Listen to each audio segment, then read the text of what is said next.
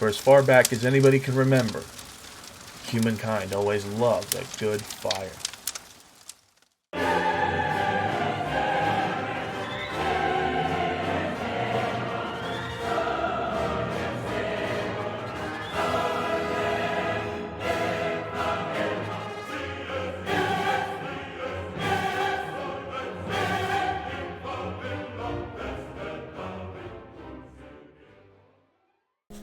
Human beings have always had a very close-knit relationship with fire. Fire is a tool for cooking, warmth, and really anything that requires energy. However, fire can also be an enemy. We even have an entire industry named after it: firefighting. Wildfires have been toasting the mountains of central Idaho for over 8,000 years. One fire-related incident that many of you may remember was the 1989 Loman Fire. This fire destroyed 26 structures, mostly homes, and scorched almost 47,000 acres of land. The more recent 2016 Pioneer Fire was even more devastating, leveling 192,000 acres of land, nearly 4 times as much as the Loman Fire. In 2024, a lightning strike in the Sawtooths ignited the fire that our research focused on, the Wapiti Burn.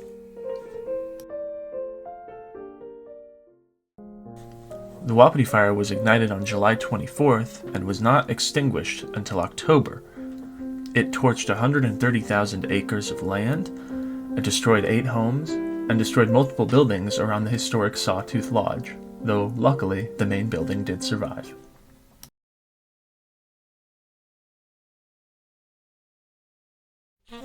In an effort to better understand the Wapiti Fire and create the display that you can all see and enjoy today, we brought together a coalition of students and staff from Boise State University to give the public an up-close look at the processes surrounding a wildfire. Every student on the team would create an artifact to add to this display, using their unique talents to convey the story of fire to the people of Idaho. As part of our journey towards completing our artifacts, we took a trip up to the burned area around Grand Jean, Idaho, and got our hands dirty. Literally.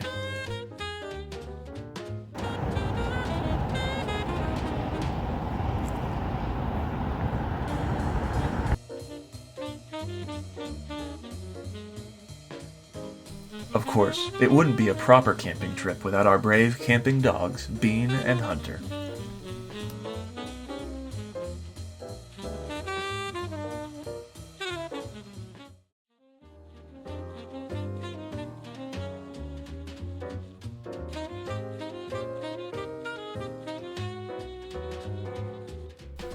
After spending a good deal of time surveying the affected area and learning about fires from the experts, we began to formulate ideas for how to convey what we had learned.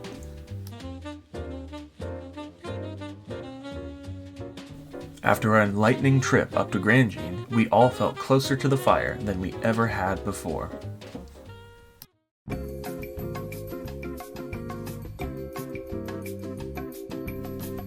After a fire burns an area, it's common for the soil to become hydrophobic, meaning that it does not readily absorb water. This is a major problem for the burned areas, as when a heavy rainstorm comes through, it can cause tremendous damage to the surrounding areas by causing something called a post-fire debris flow. Post-fire debris flows are huge flows of mud, rock, and anything else caught in their path that can dam a river or knock down trees. Debris flows are non-Newtonian, meaning that they can pick up huge objects and carry them away with ease. The damming of rivers by post-fire debris flows can be destructive to the environment, as that process sends a ton of ash into the water that can contaminate the water supply. Post-fire debris flows also have human costs, closing roads and causing millions and millions of dollars in damage every single year. It should be noted that debris flows are naturally occurring, although they are incredibly damaging. Human actions have caused debris flows to increase in both intensity and frequency in recent years, causing eutrophication in the rivers, or an abundance of nutrients. This causes deadly algal blooms, which hurt the local fish population.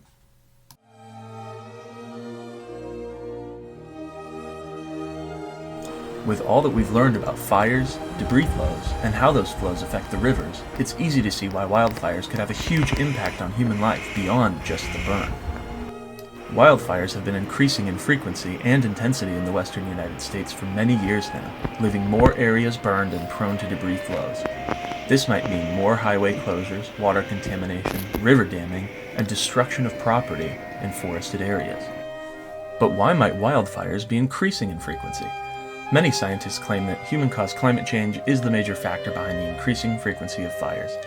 Due to increased drought caused by rising temperatures, caused by the burning of fossil fuels, forests are more prone to catching on fire and burning away quickly. And that's saying nothing of all the human-caused fires that have happened.